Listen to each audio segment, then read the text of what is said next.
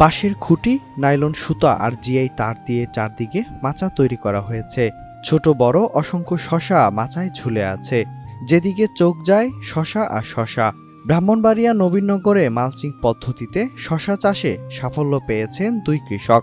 উপজেলার মালাই গ্রামের দুই বন্ধু মাসুক ও শামীম মিয়া কয়েক মাস পূর্বে 2 বিঘা জমিতে মালচিং পদ্ধতিতে শশা চাষ শুরু করেন। বর্তমানে তাদের জমি থেকে 5-7 মণ শশা বিক্রি করেছেন। এছাড়াও আবহাওয়া অনুকূলে এবং বাজার দর ভালো থাকলে প্রায় 4 লাখ টাকার শশা বিক্রি হবে বলে আশা তাদের। দীর্ঘ 5-6 বছর মতো বিদেশে ছিলাম, ডুবাইতে ছিলাম আর কি। তো ওই জায়গাতে কৃষি কাজ করতাম।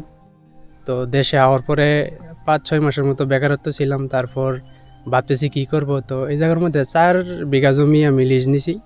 তো নেওয়ার পরে আমি আমার এক বন্ধু আছে, আমরা দুজনে মিলে এই কৃষি কাজটা করতেছি। তো এখানে শশা আছে প্রায় 2 কানির মতো।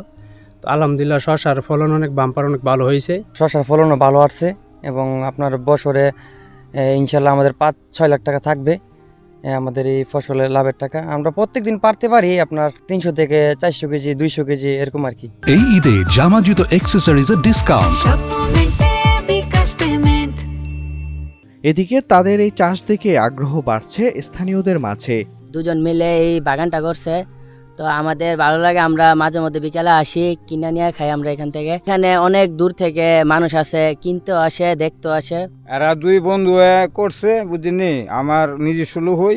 আল্লাহর মতে হারা এটা করা থেকে উন্নত হই, ভালোই। অপরদিকে মালচিং পদ্ধতিতে শশা চাষে সার্বিক পরামর্শ এবং সহায়তার কথা জানান কৃষি বিভাগের এই কর্মকর্তা। কৃষক শামীম এবং মাসুক এই দুজন বন্ধু মিলে শশা আবাদ করেছেন। এই বিষয়টা আমরা জেনেছি। আমাদের কৃষি বিভাগ থেকে নিয়মিত ওনাদেরকে পর্যবেক্ষণ এবং পরামর্শ দেওয়া হয়েছে এবং এটি অত্যন্ত লাভজনক একটি ফসল।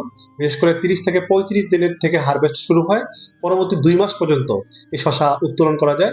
নবীনগর উপজেলায় এই মৌসুমে প্রায় 350 বিঘা জমিতে মালচিং পদ্ধতির মাধ্যমে শশা আবাদ হয়েছে। রমজানে বেশ ভালো দাম পাচ্ছেন কৃষকরা এবং লাভবান হচ্ছে।